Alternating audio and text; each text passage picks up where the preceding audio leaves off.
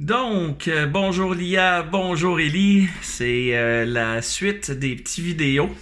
C'est ça, on parlait de doigté.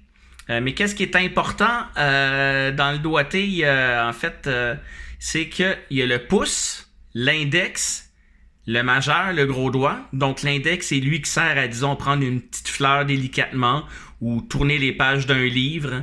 Fait que l'index, le majeur, il y a l'annulaire,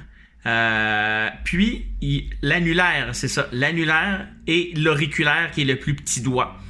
Qu'est-ce qui est important, en fait, c'est comme ça.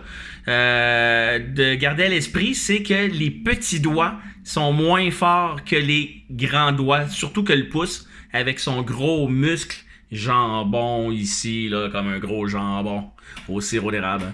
Fait que c'est ça. Le pouce, il joue fort. Hein. Fait qu'on peut faire facilement sonner le Do. C'est facile de le faire sonner fort. Fait ça, c'est un clavier, c'est pas un piano. Fait que même si je joue plus fort sur la touche, ça va pas sonner plus fort parce qu'en fait, c'est pas des cordes de piano sur lesquelles frappent des marteaux.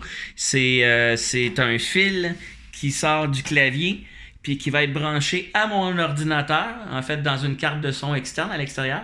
Puis de l'ordinateur, ça va être branché dans les haut-parleurs que vous voyez. Fait que quand je fais le Do, Ré, Mi, Fa, Sol, La, Si, Do, la gamme, par exemple, le son sort par les haut-parleurs. Fait que c'est pour vous dire que c'est ça c'est pas un vrai piano, mais c'est pas grave, c'est comme vous avez chez vous un clavier qui sort par les haut-parleurs. Puis c'est ça, j'espère que ça va vous donner le goût de pratiquer avec moi sur ce clavier-là. Fait que au prochain vidéo, à tantôt.